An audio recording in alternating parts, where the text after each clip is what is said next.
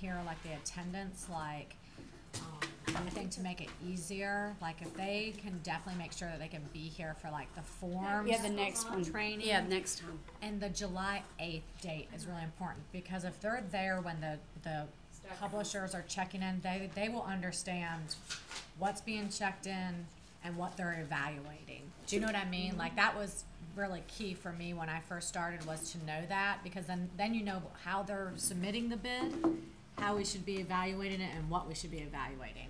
So I thought that was really, you know, if you want to. Yeah, I was just going to tell you. I mean, that was important for me. I was like, what? Because it is overwhelming until you do it. But if you are there for those key, those are the really important dates to make sure you're really there, in my opinion.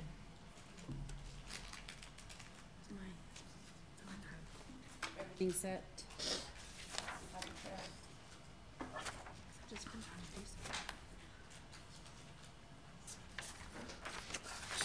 Are we ready? Is that recording ready? Okay. So before we start back on the next thing of looking at advisors, Commissioner Hester has some things that she's gonna point out. And anybody else, as we just finished talking about our role and the timeline and anything like that you want to throw in or add before we switch over to talking about advisors? Okay. This is Commissioner Hester, and I was just going to mention, I had just was saying that something when I started out that was really important for me to make sure that I understood and that I was present for were the trainings on the forms, which is what we're going to be using. So that's a very important, I know everybody can't attend every meeting, but that's a very important meeting to attend, because that's going to help ease the whole process for you. And then on the commission advisor week, it is actually the July 8th date. Although it's a Sunday, it's probably one of the most important dates to be there, because that's when the publishers are checking in their bids. And if you understand how they're submitting their bids and what they're submitting, it will be easier for you to understand what you're helping the advisors to evaluate. And so, it is our job and our due diligence to make sure that the publishers are checking in correctly and accurately. And a lot of times we've had situations where they weren't submitted accurately, but it's just important to understand what they are submitting.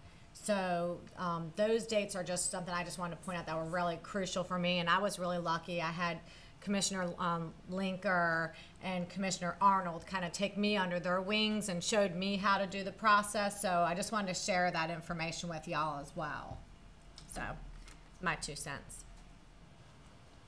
Another question that came up before during break was I had mentioned about you would be getting materials from the publisher, and I know that we're going to talk maybe at the end, but I thought this would be a good time just to go and make sure that we talk about what it is. So, personal experience. The publishers will send you whatever it is, and ELA tends to be a lot, because if a publisher chooses to put small guided reading, ELA, English Language Arts. English Language Arts. Okay. That's all. Good job. They could, if they were to submit a set of 6 little reader books, they would have to send all of us 6 little reader books times however many titles that they're submitting. So it could be a lot, and you're going to want a place that you have access to. I have an arrangement with Pfeiffer University because it's down the road. Dr. Moody has Catawba College, which is down the road that way. So they're local to us. And we know we can get access to our materials to go and look into things when we need to. And they hold the materials for us for the process. You can have it delivered if you're at a school, to your house. Just make sure you have possibly somewhere to store it. In the past, some people did like units, like rental units, for storage. I find if you find you a university that has an education department, they will love to have the materials donated when you finish, and they will handle everything as far as the logistics. They will They will do the receiving. They will put it in the place that they tell you that they're going to be. They will unbox it. Then you just have to go and like check and make sure it's all there. And then when the process is done, after the State Board of Education votes, then I just call Pfeiffer's Education Department and say they're yours for your teacher education library. And then that way future teachers have access to the materials for their training purposes. And that works well. But you may want it somewhere else that's more convenient for you, or you may have an institution, but they may not have access when you can have access to. So you might want to be thinking about what that place would be, because Dr. Fair will need that location at the next meeting, Dr. Fair? Maybe before then. Because she has to that has to all be in, I think that's actually in the invitation, so the publishers know where they're sending the stuff. It's separate? So just keep in mind when we talk about the materials that could come, it could be a lot. We never know until the DPI opens the bids and they see what items are actually being bidded for the process. So that would be for your site. And for commissioners that are returning, you can change your date, your place. You would just indicate to Dr. Farrell when she asks for information, your updated location that you would like the sites delivered. And I know in Harnett County we have high school students that are in certain clubs like Beta Club or things of that nature that need community service hours, and they were my unboxers, and I was able to give them some community service hours for that. So think outside of the box a little bit, work smarter, not harder in that respect. So we will talk a little bit about advisors. And so from this point, when I talk about advisors, I'm talking about potential advisors, not actual advisors. So the advisor is the person that is the expert in the field. Since we're evaluating English language arts, it would be an elementary teacher that teaches reading. Some are departmentalized, so they would need experience teaching that course. It could be a middle school English teacher, reading teacher. They call them language arts in most middle schools. And in high school, it's going to be what they call ELA 1, which is freshman year, usually 2, which is sophomore year, 3 is junior year, and 4 is senior year. We don't have in AP. I didn't see AP Honors. but we don't have any AP courses. I didn't see anything for AP, so it's just going to be regular. We do. Yeah. Some AP, Oh, not there. No.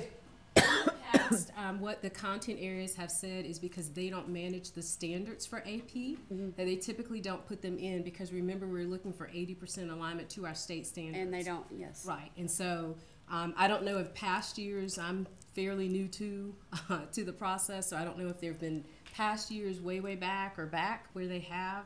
But since I've been doing it, that's what the content area staff have told Yes, me, is because that they because don't. they don't manage those standards, that they just put in those courses and things that they have state standards for. So that would be the 1, 2, 3, and 4.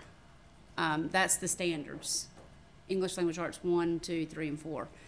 So you're looking across the state, and it is actually in the statutes that we try to, at best, get a fair representation of the state and of your district.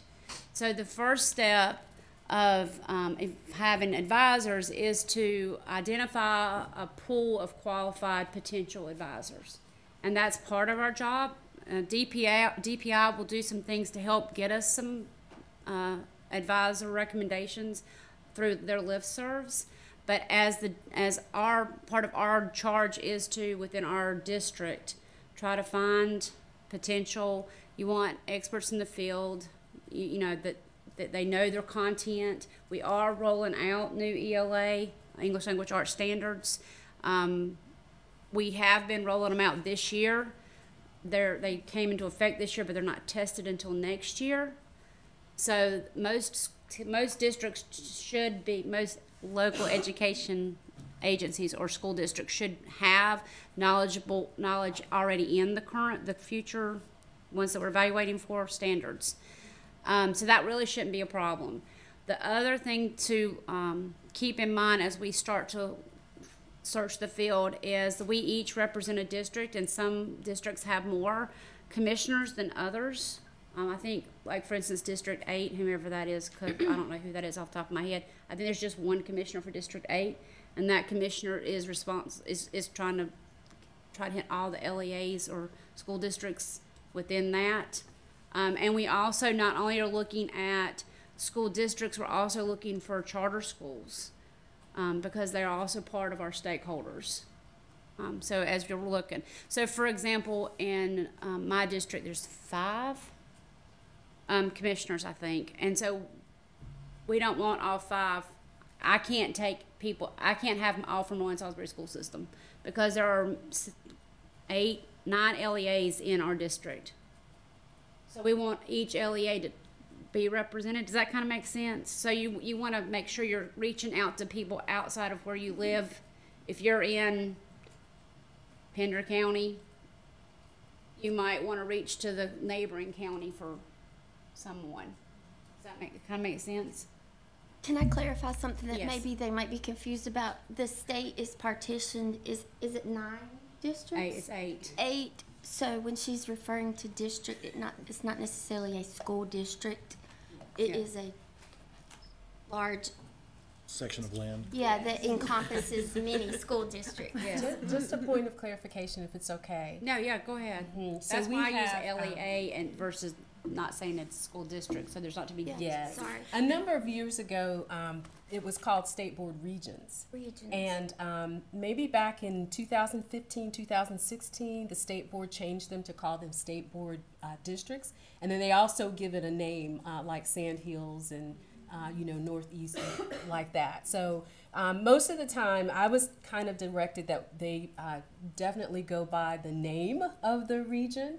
But we also use the number because it's always helpful to say 1, 7, 8, whatever, in the clarifications that we're providing to each other when we're talking about districts. So you may hear one or the other or both. I think I've put them both on the sheet that has all of your contact information. But there is a map. If you go to the DPI website and go to the textbook adoption, it's a drop down under the first possible drop down on the DPI page.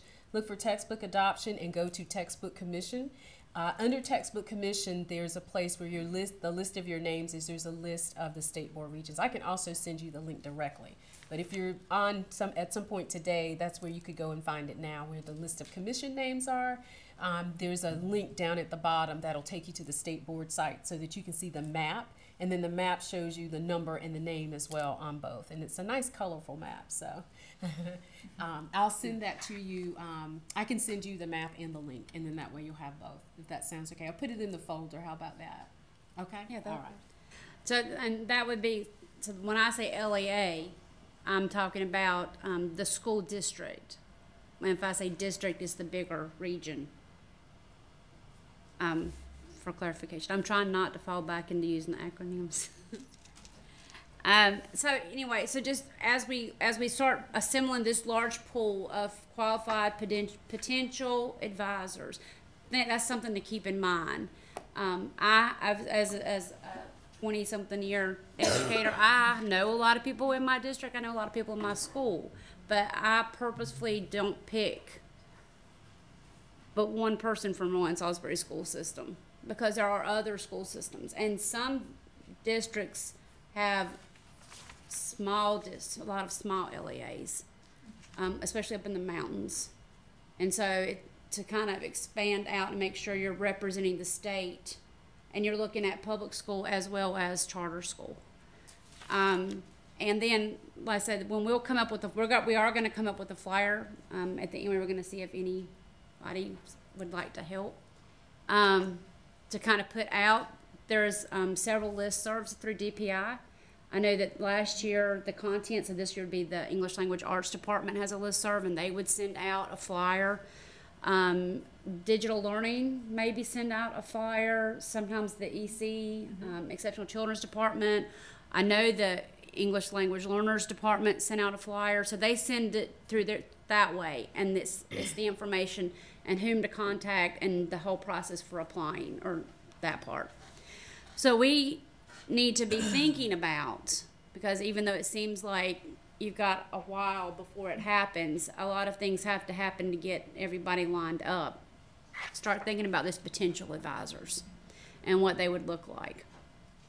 Do you know, Commissioner Hester, do you know when, the flyers will be sent out through DPI and, So, not yet. Okay. But it should be, maybe sometime in March. Yeah, by the or March April. meeting. As we continue to move forward, I'll be able to know a little bit better. and you will let us know as well? Awesome. Yeah, I'll let you all know as well, because I think in past, meetings with, past commissions, it was, said that they, it was appreciated because people have been doing it themselves in the past, and that it was helpful to have some materials to kind of Yeah. send out to people. Yes. So I will also make a form, or an interest form for the, potential advisors for you all to share, and then that way they can just have a link and then go on and put their information in, and then you all get ready to make your decisions. You have all that information electronically, and you're not really having to do anything other than share the link. So Yes. that people will know where to go. And I think we did that last time. Yeah, we did. We had the link. And so, and again, if you're new and this doesn't make sense, feel free to ask questions. We're here to help. But this is just to kind of, so you kind of know what the next phase is of our responsibility to kind of identify some of those potential advisors. Language to use when you talk to someone, like if you want to go back and you know someone, if you're a parent and your child's had a really awesome sixth grade teacher and you felt like that teacher really knew the content, and so you could put fillers out too. At this point, you could contact that teacher and say, hey, I'm a commissioner for the textbook commission, and this summer you can tell them the dates. That's all public. It's in the on the website. You know, the week of July 8th through the 13th. Keep that open. Would you be interested in evaluating textbooks?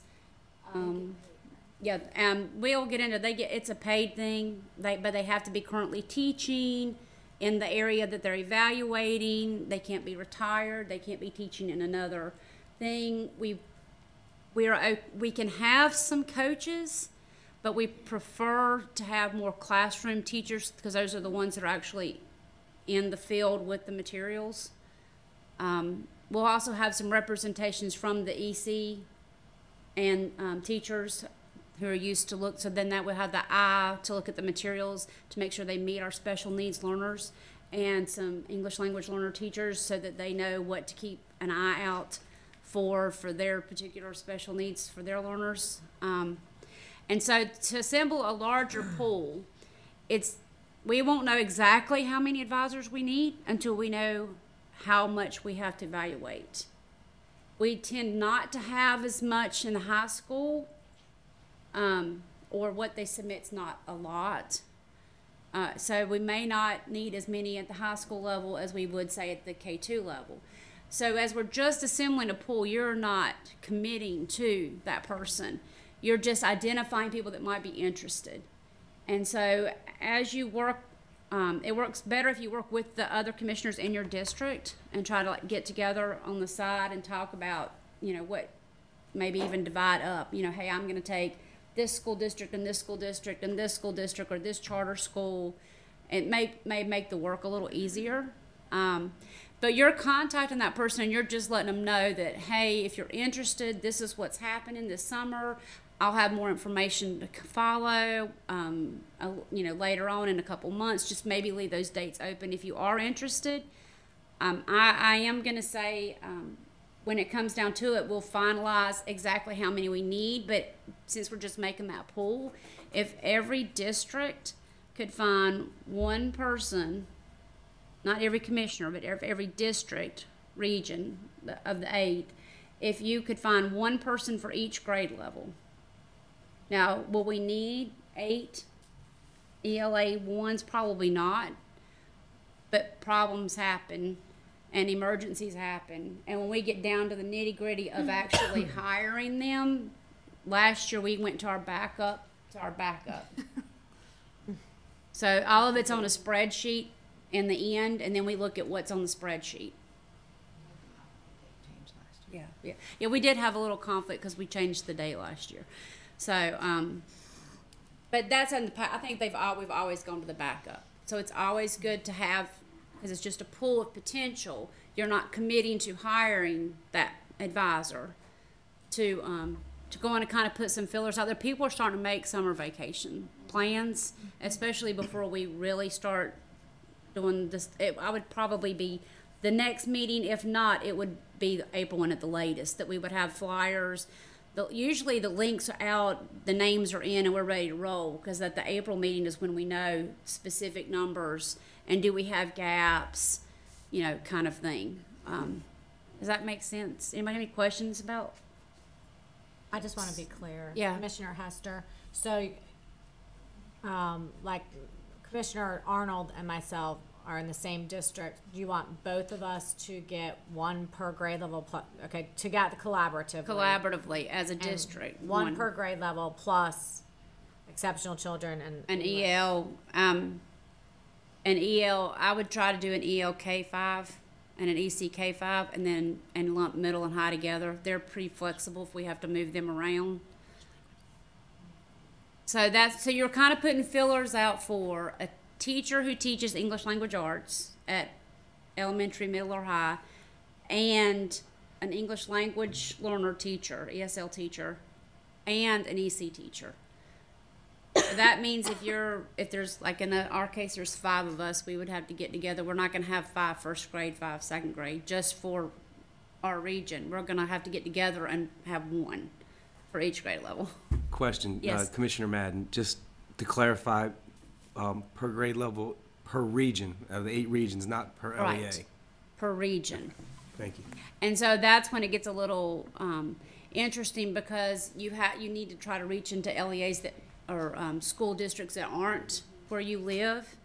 I think, Commissioner Wood, I think you have 4 in your district or region commissioners to work with, so you're in a good place.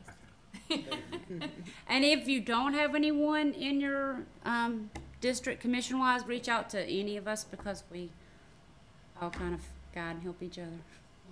Yes. We're a big family. There's 5. Oh, there's 5 for District 2. For Region 2. So I do know whoever's District 8, I think there's just 1 person.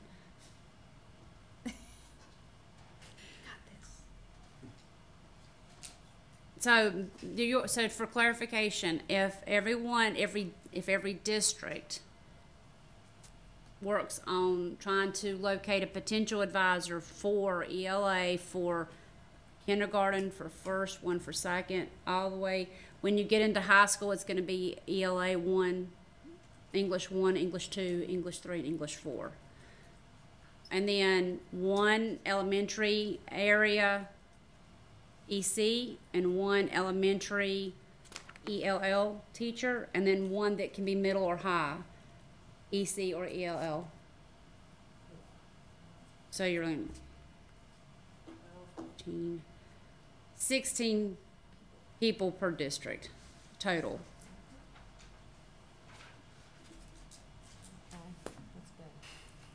And at this time, you can tell them the dates, where it's going to be. They will get paid. More information will follow. I mean, if they say, well, I get paid, they will get paid unless they're a 12-month employee. So then it gets a little fine. I would just like to add, just please remember to wait until this has gone to the state board before you start formally contacting people. This is scheduled on the board agenda for their March meeting, so March 6th and 7th. They'll take it to committee on the 6th, and then did make the determination by the 7th, and then the invitation would go out on the 8th. So if you could please refrain from contacting people to that's okay, to let them know officially until at least after that point, and then you can move forward. And I will try to work to get the flyer as soon as possible, because I know some of you will want to move forward so that you can go ahead and get this taken care of, but definitely not until after the March 7th decision, okay? Sorry, I'm just clearing my throat, yeah. So that's a good point to make. Once the board officially adopts the invitation, then everything is official. I know that's a lot of information.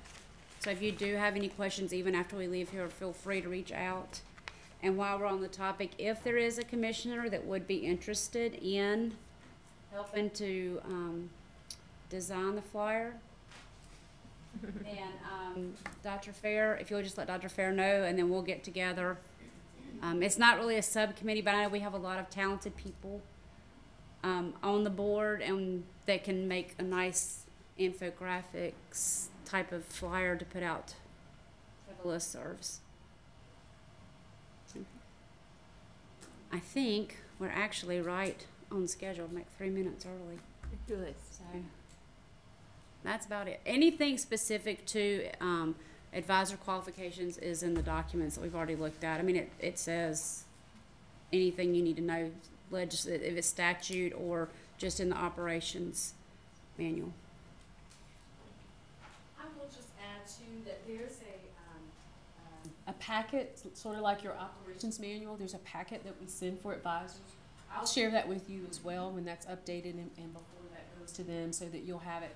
It has all the information and guidelines about the work that they do, as well as logistical stuff, and what we ask them to bring and all of those things. So I'll share that with you so that you can see what they're receiving.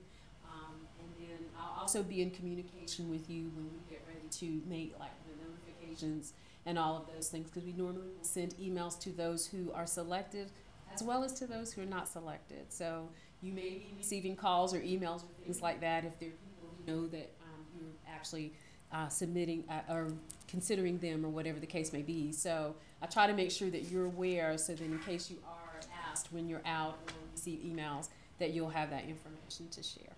Okay? I can't think of anything else on that right now. So I think at this time we should be about preparing for lunch. Yes. Lunch will be in the little luncheonette kitchen across in the State Board Lounge. And you can also sit over there to eat. And there's tables and chairs pretty much in the shapes and what you want. And feel free to eat over there as well. But the kitchen area, you can go through this door, or you can go out the other door and then walk around. So we will break for lunch and reconvene at 1 o'clock, ready to go with our ethics training.